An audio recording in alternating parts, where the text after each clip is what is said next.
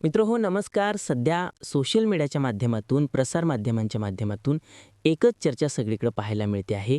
ती म्हणजे लक्ष्मण हाके यांचे अतिशय जवळचे सहकारी पवन करवर यांच्यावर झालेला भ्याड हल्ला. खरं तर मराठा समाज अशा कुठल्याही भ्याड हल्ल्याचं कधीच समर्थन करत नाही. म्हणूनच या व्हिडिओच्या सुरुवातीला पवन करवर यांच्यावर झालेल्या हल्ल्याचा आम्ही जाहीर निषेध व्यक्त करतो.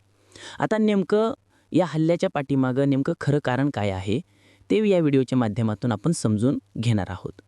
मित्रांनो, विषय असा होता की पवन करवर त्याच्या सहकारी मित्रासोबत जालना येथील धनगर बांधवांचे जे आंदोलन आहे, जो मोर्चा होता, त्या मोर्चामध्ये सहभागी होण्यासाठी एक दिवस अगोदर त्या ठिकाणी चालले होते. जात असताना वाटेत रात्रीची वेळ होती.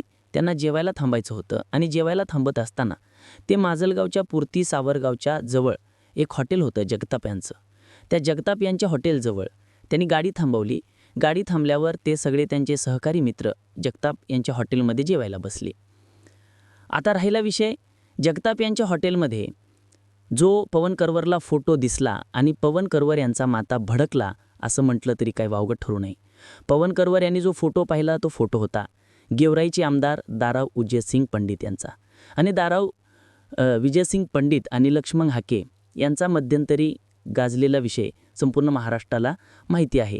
आणि जसा दाराव विजयसिंग पंडित यांचा फोटो पाहिल्या पवन करवर आणि त्यांचे सहकारी उठून हॉटेलच्या बाहेर आले असं स्वतः पवन करवरने सांगितलेलं आहे. व्हिडिओमध्ये हे आपण सगळ्यांनी पाहिलं असेल. विषय असा आहे की ज्यावेळेस विजयसिंग पंडित यांचा फोटो पाहिल्यावर पवन करवर यांनी कोणती प्रतिक्रिया दिली आणि त्या प्रतिक्रियेमुळेच वाद निर्माण झाला. पवन करवर आणि त्यांच्या मित्रांनी विजयसिंग पंडित यांचा फोटो पाहिल्यानंतर विजय पंडित यांच्याबद्दल आपापसात अपशब्द काढले आणि हे अपशब्द विजयसिंग पंडित यांच्या कार्यकर्त्यांनी ऐकले आणि कार्यकर्ते संतप्त झाले आणि दोघांमध्ये वाद निर्माण झाला. वाद झाल्यानंतर हॉटेलचं बिल न देता पवन करवर आणि त्याचे साथीदार हॉटेलच्या बाहेर पडले. त्यामुळे विजयसिंग पंडित यांच्या कार्यकर्त्यांनी पवन करवर याच्यावर बेदम मारहाण केली.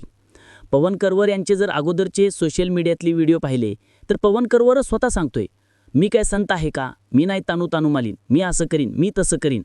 म्हणजे गुंडगिरीची दहशतीची भाषा करणारा पवन करवर त्या प्रसंगामध्ये विजयसिंग पंडित यांचा फोटो पाहिल्यावर कार बोलला असेल आणि ह्या बोलण्यावरूनच खरं वादंग पेटलेलं आहे. म्हणजे पवन करवर याच्यावर झालेला हल्ला आणि हल्ल्याच्या पाठीमागचं खरं कारण म्हणजे विजयसिंग पंडित यांच्या कार्यकर्त्याचं असलेलं हॉटेल आणि हॉटेलमध्ये कशा प्रकारची भाषा वापरली असेल हे सगळं नंतर बाहेर येईलच. पण पवन करवर व्हिडिओमध्ये सांगतोय की मराठा समाजाच्या लोकांनी मला हल्ला केला. ह्या पवन करवरला एकच सांगायचं आहे, मराठा समाज हा असा भिवून लपून चपून हल्ले करत नसतो. विचारांची लढाई ही विचाराने लढण्याचं काम आजपर्यंत आमच्या समाजाने केलेलं आहे. आमच्या समाजावर असे खोटे नाटे आरोप करून मराठा समाजाला बदनाम करण्याचं षडयंत्र मला वाटतं लक्ष्मण हाकेंनी आणि पवन करवरनी थांबवलं पाहिजे. कारण मी अगोदर सांगितलं आहे, पवन करवरवरील हल्ल्याचा आम्ही तीव्र शब्दात निषेध व्यक्त करतो.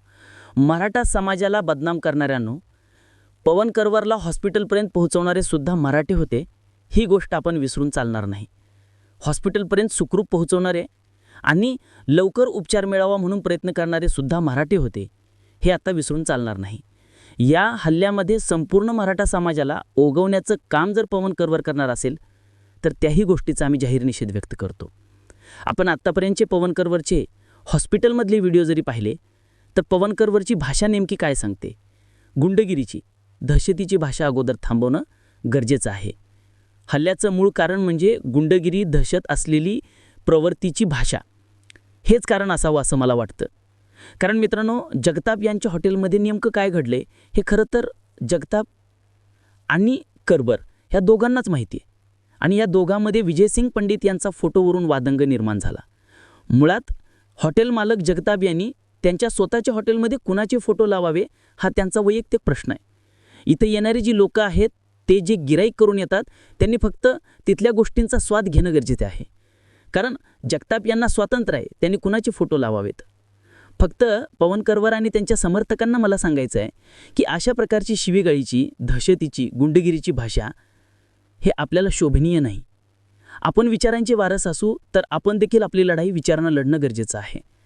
पवन करवर यांचे आत्तापर्यंतचे व्हिडिओ बघितले तर मी का संत आहे का, मी नाही तानू तानू मारीन, अशा प्रकारची प्रतिद्वेष निर्माण करणारी अशी भाषा वापरून मला वाटतं या हल्ल्याला सगळ्यात महत्त्वाची आणि कारणीभूत असलेली गोष्ट म्हणजे भाषा. ही भाषा जर गुंडगिरीची असेल, दहशतीची असेल तर त्या भाषेला दहशतीमधनं उत्तर मिळत असतं. मला अशा कुठल्याही गोष्टींचं समर्थन करायचं नाही, परंतु वस्तुस्थिती काय आहे, नेमकं काय घडलंय. आता धनगर बांधवांना दीपक बोराडे यांच्या रूपानं मनोज जरांगे पाटलासारखं प्रामाणिक आणि इतर समाजावर टीका न करणारं नेतृत्व मिळालेलं आहे. त्यामुळं सर्व समाज बांधवांनी त्यांना भरभरून प्रतिसाद दिला आहे, हे सांगणं मला अत्यंत महत्त्वाचं वाटतं. तुम्हाला काय वाटतं? तुमच्या देखील प्रतिक्रिया कमेंटमध्ये नक्की नोंदवा.